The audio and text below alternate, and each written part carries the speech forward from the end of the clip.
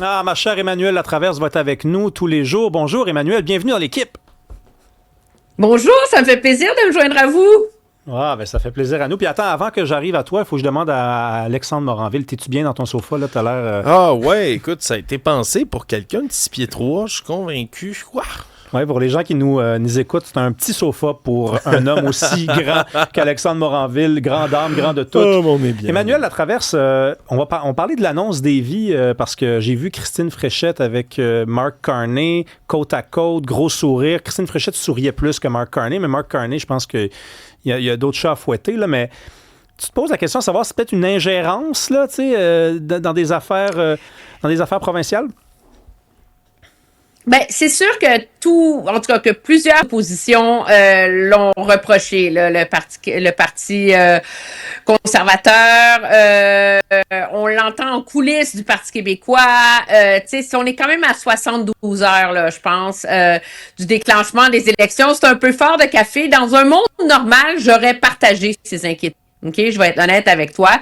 Mais la réalité, c'est que dans le contexte actuel, M. Carney, il n'était pas à Québec aujourd'hui pour faire plaisir à Mme Fréchette. Il était à Québec aujourd'hui pour envoyer un message au Canada, envoyer un message au reste de nos partenaires commerciaux, puis surtout envoyer un message aux États-Unis. Hein? C'est de dire que vos menaces américaines ne me font pas peur.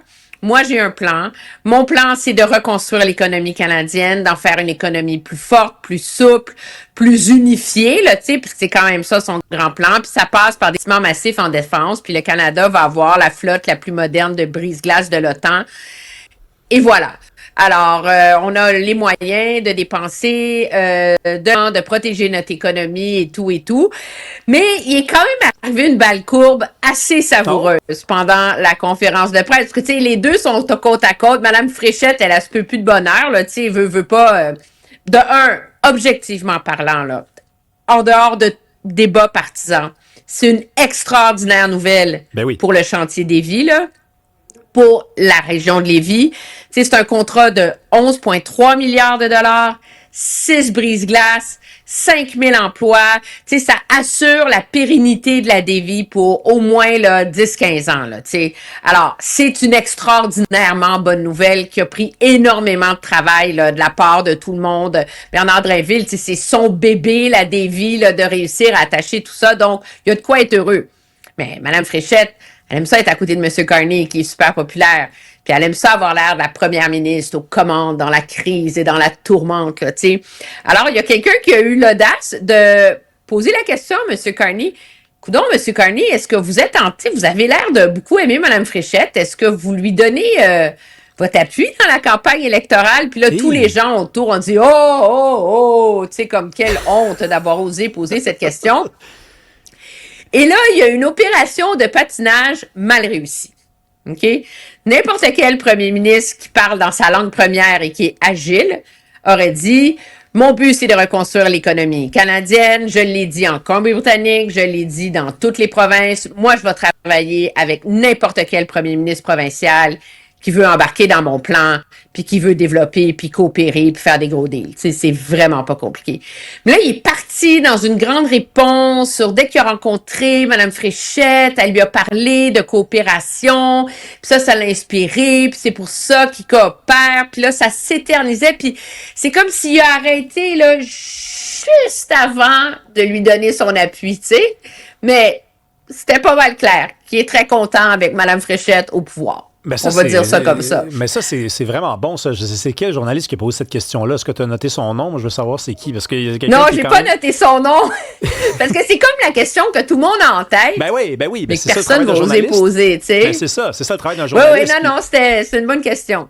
Mais là, c'est-tu la dernière fois qu'ils vont être vus en public ensemble d'ici le 6 octobre, le 5 octobre? Là, parce qu'effectivement, ça peut être un peu malaisant, là. Écoute, je pense que oui. OK? À moins là, qu'il arrive quelque chose de tellement grave que M. Carney convoque tous les premiers ministres des provinces à Ottawa pour une rencontre en personne, là, ce qui sera un contexte complètement différent.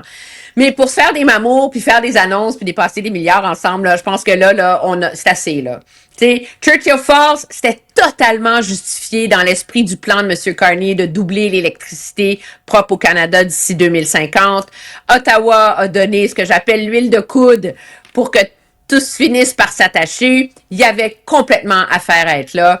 Ce matin, la Davie aussi, aucun problème. Mais le risque pour Mme Fréchette, c'est que d'être toujours à côté de lui, qui est beaucoup plus populaire qu'elle, puis qui veut pas le premier ministre de l'ensemble du Canada, mais c'est le risque qu'elle ait l'air de la petite sœur à côté de son grand frère, tu sais?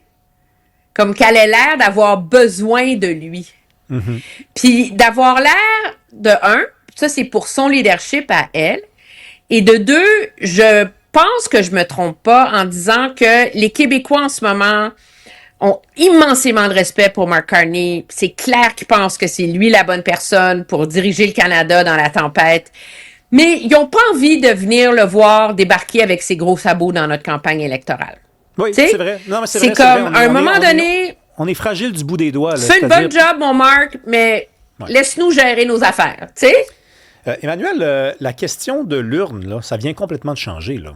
Puis je veux dire, je vois pas comment ça pourrait même rechanger, à moins que Donald Trump recule puis dise dans 48 heures, dans une semaine, vous savez-vous quoi, on a réussi à s'entendre. Bon, il y a une entente peut-être de principe, donc là, on met ça sur la glace pour un moment. La question de l'urne, là, ça va être qui est le meilleur parti pour faire face à Donald Trump.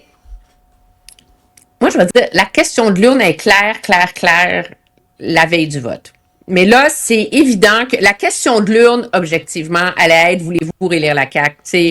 C'était une question de l'urne autour du changement. Là, il y en a une deuxième qui s'est ajoutée. C'est sûr que dans ce début de campagne, puis à des moments précis, la question de l'urne, c'est qui est le premier ministre du Québec le mieux équipé pour gérer le Québec dans la tempête. OK? C'est clair. Mais est-ce que le moment va venir où les deux questions de l'urne vont être en concurrence l'une avec l'autre? T'sais, là, Mme Fréchette, elle est à 20% dans les intentions de vote. Donc, ça lui permet à elle de mettre cette question de l'urne-là à l'avant parce qu'elle est aux commandes de l'économie québécoise. Tu comprends? Et elle joue ce rôle-là. Puis, même si ça choque énormément le Parti québécois, qui sent qu'on est en train de lui voler sa question de l'urne, là, c'est de bonne guerre, là, tu sais, puis je pense que de toute façon, c'est sa responsabilité de première ministre de faire ça.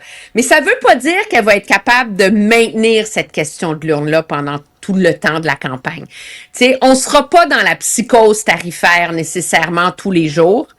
Où est-ce qu'on va l'être? On sait pas, tu sais. Donc, est-ce que cette question de guerre commerciale va continuer à occuper tout l'espace pendant la campagne?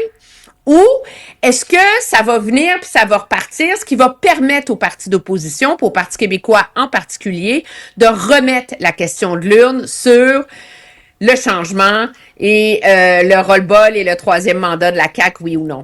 Ouais. Alors, mais moi, je pense que le Parti québécois, pour réussir le pari dans cette campagne électorale, il est obligé de changer son plan de campagne.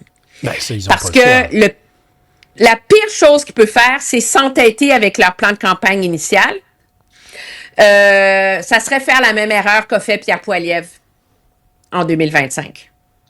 Donc maintenant, Paul Saint-Pierre Plamondon, s'il veut maintenir la question de l'urne sur un nouveau gouvernement, le changement, faut qu'en même temps, il convainque les Québécois qu'il a l'équipe et les idées pour faire passer le Québec au travers de la tempête. Non, et donc, ça va exiger un ajustement de ton et de contenu.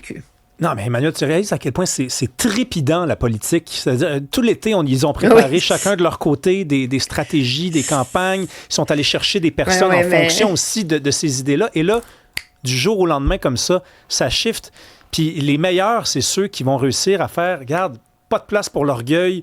Ça marche pas, le fameux argument on n'a pas travaillé pour rien. Oui, on a travaillé pour rien. Il faut accepter la nouvelle réalité.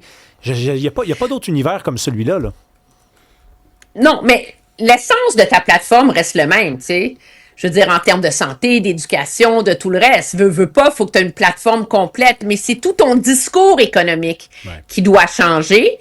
Puis, le péril pour le Parti québécois, c'est que le réflexe, c'est que l'ennemi, c'est le gouvernement fédéral, hein, qui est centralisateur, Mark Carney qui veut comme une seule économie canadienne, donc nier d'une certaine façon la spécificité québécoise, qui vient d'attacher Hydro-Québec dans le plan canadien, alors que toujours Hydro-Québec avait réussi à maintenir son indépendance. Mais là, le problème, c'est que quand tu as Donald Trump qui, par ses politiques, confirme qu'il veut annexer économiquement le Canada, tu sais, on n'est plus seulement dans dans la bravade, là, puis je vais annexer le 51e État, là. Tu sais, c'est noir sur blanc, là, dans ce qu'il y avait dans cette entente, dans ce qu'il écrit dans ses messages, dans les nouveaux tarifs qu'il veut expliquer en janvier. Mais là, il y a comme une limite à dire que c'est de la faute de Mark Carney puis de Christine Fréchette, tu sais.